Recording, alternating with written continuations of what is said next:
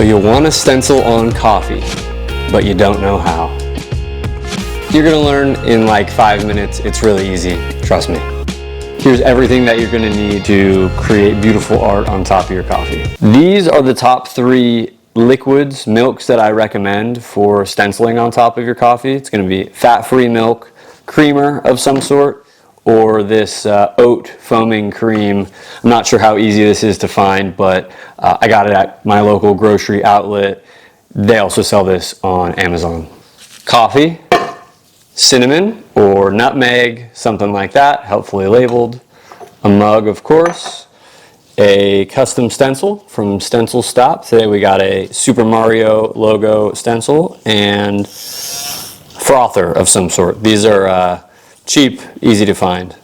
Just a quick note on the milks that I recommend here. These ones are gonna help the design last as long as possible on the stencil. If you use something different like half and half or heavy cream, the liquid is gonna start kind of reacting with the coffee and it's gonna start bubbling up and ruining the design. And we want the design to be as beautiful as possible for as long as possible. So we're gonna try this, this creamer right here and start out with that.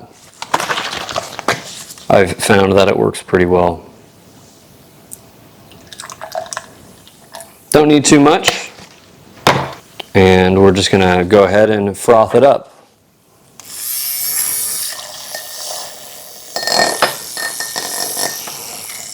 And what we're looking for is the bubbles to be really small here. You just want to create a foamy little top for the cinnamon to catch on. Doesn't take too long, maybe 30 seconds. The more liquid you put in here, the longer it's going to take.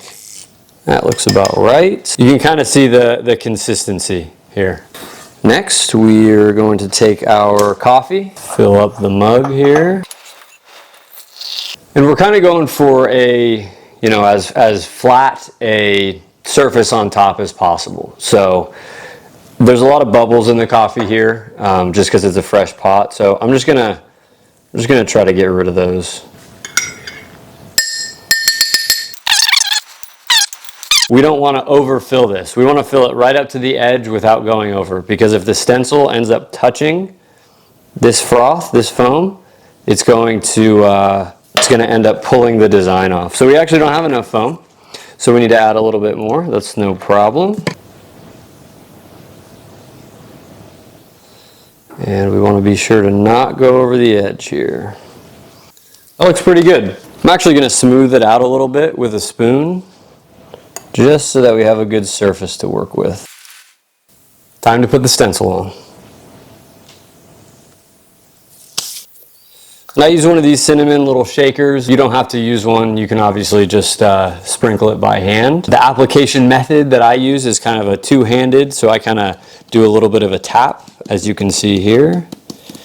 And you want to just go on super lightly. Less is more, as they say.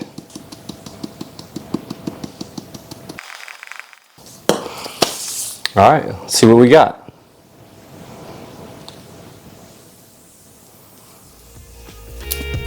Beautiful. I think that looks pretty good. See, I told you, it wasn't that hard. Really, you just gotta practice. Maybe do a couple of practice rounds with water. Like I said, it only takes a few minutes.